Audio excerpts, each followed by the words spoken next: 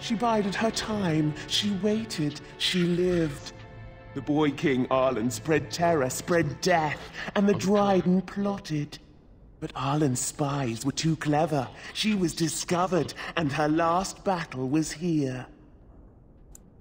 And you, demon? How did you come to take her? When the Avernus deserted her, the Dryden would not die. Fierce pride, lovely, delicious terror, this one came to her. She would live, in a fashion. And so she does, for this one is honest. Do you have any proof of this? Any proof of her good deeds and bad? Poor ilk of this body. This one has nothing, only words lost in the wind. I don't know what to think. The whole family held to the belief that Sophia was a hero. Truth is she was, and she wasn't. Thanks, though. The truth is good to know. Our business is at an end.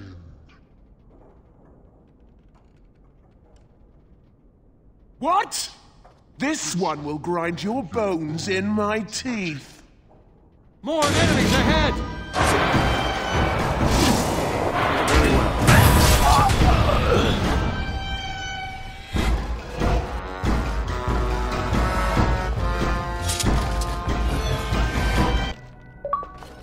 You've done it. Warden, Soldier's Peak is safe again. A good thing you took care of that Avernus. A blood mage in the Wardens. Common folk should never hear of that. Some still distrust Wardens, even in a blight. Crazy buggers. But there was no proof to redeem my family. Well, thanks, Warden. For so long, I was focused on the past, on answers. But I think I would have been better off had I stayed at home. Enough of that, though. I find myself at a loss. You've got a whole fortress now. I suppose I should start plying my trade again. It is. In time, it might liven up, though. You're gathering an army, after all. The fortress may do some good with that. You know I'm no good in a fight, but I'm a fair trader if I do say so myself. My cousins have been looking for a safe place to store trade goods, and the Peak will do nicely. Whatever the Drydens have to offer are yours, for a sizable discount. Looks like we're done here. A demonic invasion thwarted, a Warden base safely rescued. We do good work.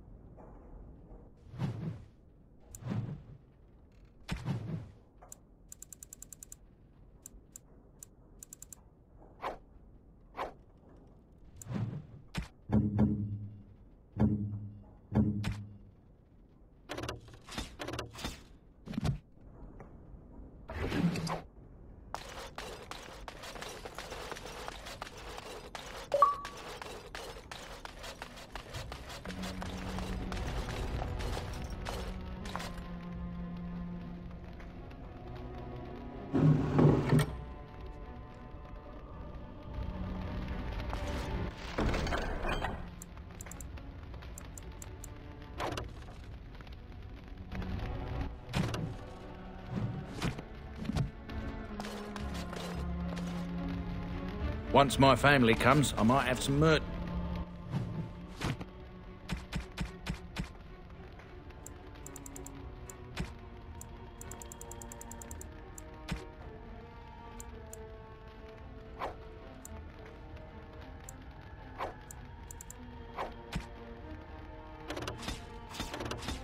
merchandise you could buy.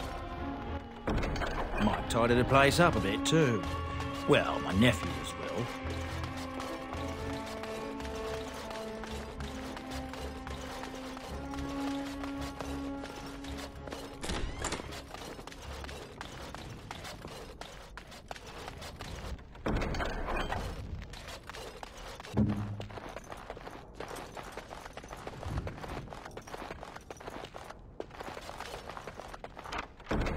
What's next?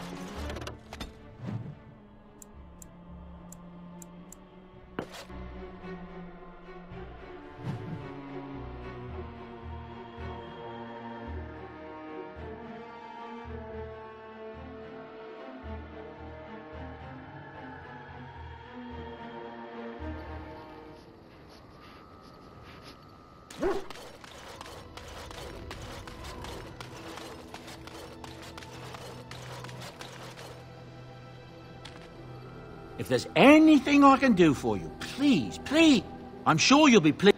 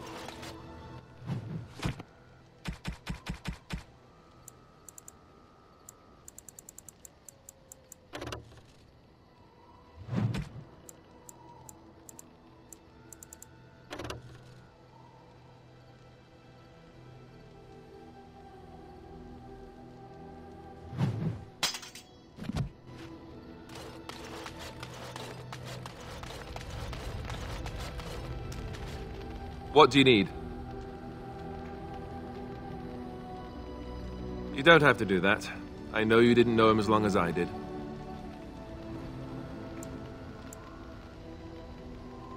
I should have handled it better. Duncan warned me right from the beginning that this could happen. Any of us could die in battle. I shouldn't have lost it, not when so much is riding on us, not with the Blight and everything. I'm sorry. I'd like to have a proper funeral for him. Maybe once this is all done, if we're still alive. I don't think he had any family to speak of. I suppose he did. It probably sounds stupid, but part of me wishes I was with him, in the battle. I feel like I abandoned him. Of course, I'd be dead then, wouldn't I? It's not like that would make him happier. I think he came from High Ever, or so he said. Maybe I'll go up there sometime. See about putting up something in his honor. I don't know. Have you had someone close to you die? Not that I mean to pry, I'm just...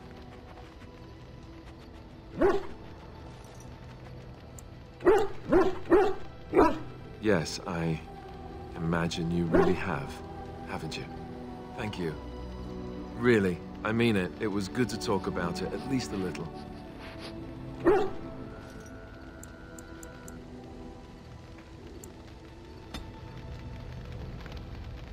What do you need? Ask away. Oh, did I say that? I meant that dogs raised me. Giant slobbering dogs from the Anderfells. A whole pack of them, in fact.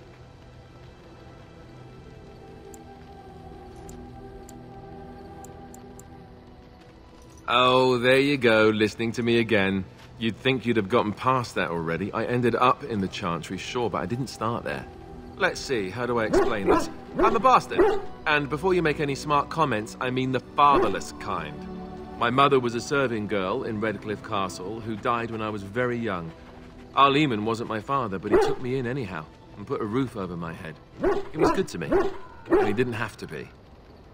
I respect the man, and I don't blame him anymore for sending me off to the Chantry once I was old enough. I know who I was told was my father. He died even before my mother did, anyhow. It isn't important. Our Lehman eventually married a young woman from Orlais, which caused all sorts of problems between him and the king because it was so soon after the war. But he loved her. Anyhow, the new Arlessa resented the rumors which pegged me as his bastard. They weren't true, but of course they existed. The Arl didn't care, but she did. So off I was packed to the nearest monastery at age 10. Just as well. The Arlessa made sure the castle wasn't a home to me by that point. She despised me.